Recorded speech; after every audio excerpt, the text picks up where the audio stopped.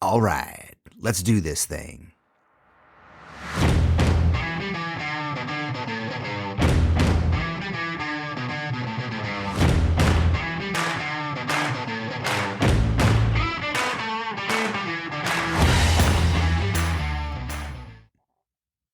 I never knew I was an alcoholic until I stopped drinking. That's when I found out how strong the pull of alcohol was, how much I wanted it, and how I would arrange my day around when I could drink, when I could start. Even so, I somehow managed to have a full, creative, and profitable career and have a family and raise happy kids and live my life. I never crashed a car or ended up in jail. I mean, I'm sure I did a lot of stupid things. But I was, and I guess I still am, what you call a high-functioning alcoholic. Or someone who was basically self-delusional for most of his life. I was learned in the ways of lying to myself. So I quit. Not a long time ago, but, like 100 and something weeks. So I'm sober, or at least I am until now. But as an alcoholic, I found that the hardest part is that you can never walk away from it. You are never done. I've recovered from terrible things before, broken bones and broken hearts. I broke all the ribs on my right side plus my collarbone, and I recovered from that. But with this, you're never really done being an alcoholic. It's always there, in you. But I think I found a key to help me to try to make my life simpler, possibly happier, and definitely healthier. I just have to not do something. It sounds easy, but it's not. I have to not do something. Let me explain. I'm going to explain it to you. It's like when I'm in the grocery store. I have to consciously follow the items on my list and not come home with champagne or not buy a bottle of wine. That's it. That's all I have to do. It sounds so easy. And when I am there, if I have the feeling that I want to buy wine, I have to force myself, literally check my body and redirect myself directly to the register and leave. Leave the store and not buy it. Because if I don't have it at home, I can't drink it. And I have to do obvious things like not hang out in a bar like I used to all the time. That was my second home. It's coffee shops for me. And I have to not go into the local liquor store. It's like, just keep driving, James. Just eyes forward. Don't even look. Just keep driving. Go forward. There you go. Good boy. Right? Just not turn. This not business isn't easy. It takes willpower to leave the grocery store, to not buy booze. Willpower is a resource. It's the ability to kind of force yourself to do something that your body or your mind doesn't want to do. It's the ability to control or restrain your impulses and resist short-term temptation in order that you can meet longer-term goals. But willpower is also a finite resource, or at least it is to me. Meaning, if you're exerting your ability to not drink and you're dieting or trying not to eat pizza every night or cookies and ice cream, well, you don't have a lot of that resource left for other things that might come up. Although I'm a fan of the Stoic philosophy, I'm not a complete Stoic. I do not deny myself good things all the time. But when I do, since I carry that addictive behavior, I tend to leave the dam open and not close it up. And that leads me to saying, fuck it, if I can't have wine, I'll make myself happy with cupcakes. It's not great, but it's better than drinking. And quite frankly, most of our bad habits are due to a lack of personal willpower. But sometimes I have these instances where I'm home, and then especially when the kids are with me, and I find myself exerting my willpower in too many directions, and I'm spending up all my resource, right? I have to not drink or think of drinking or not go back to the store. Oops, forgot something. I'll be right back. And I have to be patient and calm and tolerant with my kids. Like, I have to help my 9-year-old with his homework, his math homework, when I suck at math. And that takes more patience and tolerance because I want him to enjoy learning, because I never did. I never had someone with patience and tolerance to teach me these things. And on top of that, I try to feed myself well and my kids well, and actually cook food for them, and not have divorced dad pizza all the time. So I'm exerting willpower on my diet. I'm exerting willpower on not drinking. I'm exerting willpower to be calm for my kids. And sometimes it just fucking runs out. And that becomes a real challenge. It takes more strength than I think I have. Sometimes there's like 2 to 4 hours in the evening that I just have to get through. It's like 5 o'clock or 6 o'clock, and that drinking bell goes off. And I think, oh my God, how the fuck am I going to do this? How am I going to be calm? How am I going to not?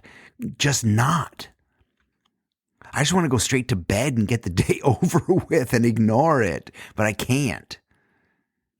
So I have to distract myself or find some fun, something fun if I possibly can, or bury myself in some work, or bury myself in creativity if I possibly can.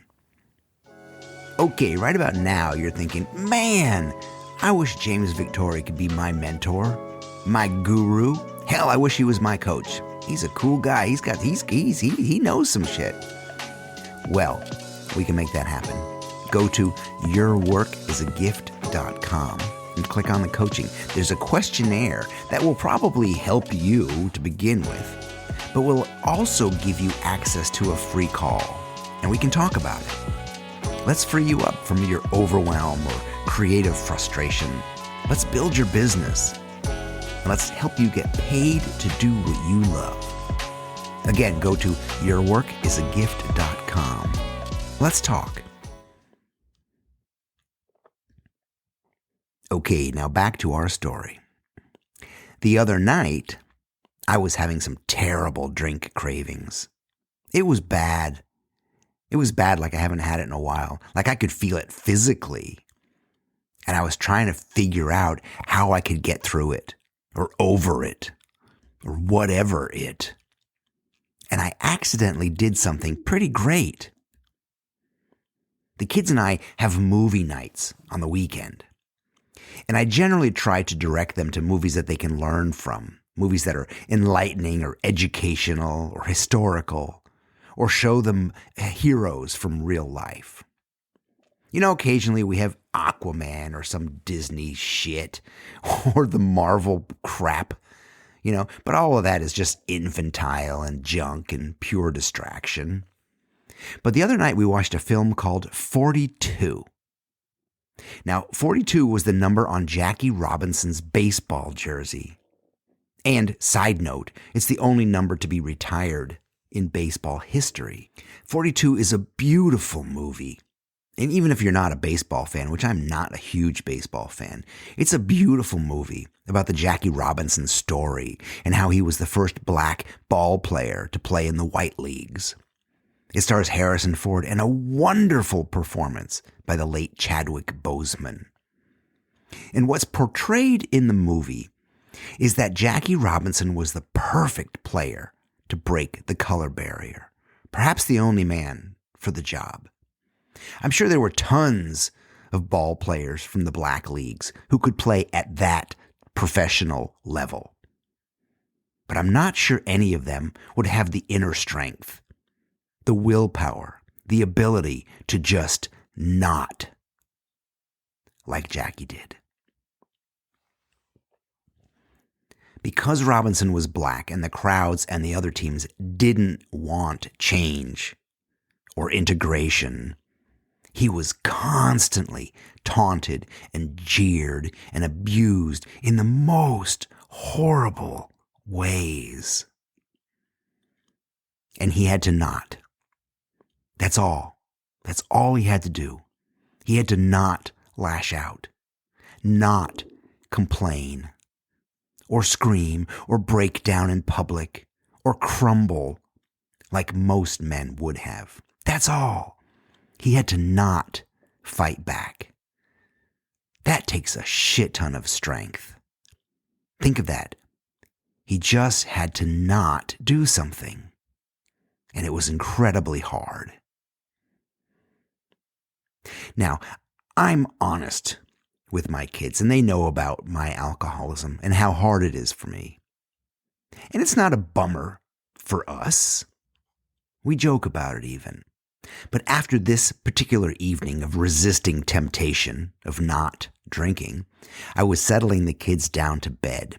And my daughter, because she's 7 and she's tired, she began to whine. So I sat her down and I said, "Nova, what can Daddy not have?" And she said, "Wine." And I said, "Yes, I cannot have wine." "Why can I not have wine, Nova?" And she says, "Because it's bad for you." And I said, "Yes, it's bad for me." And I said, "So if I cannot have wine, you cannot have wine. So let's not whine together, shall we?" She smiled and seemed to understand that. I believe fortitude and inner strength is something that can be taught and learned, and is definitely something that needs to be practiced. In my life, I learned a lot about my own discipline and strength from my parents and being raised in the military, but also as a lifelong or lifetime long-distance runner. I learned how to keep going, even when my body felt like it was breaking down. I learned how to do the hard things, even if it's not doing something. That takes strength, and that takes discipline and grit and fortitude. And I think that we've lost that as a culture.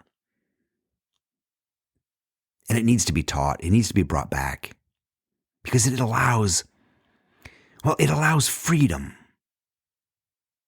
And it gives you the strength and the ability to actually do the things you really want.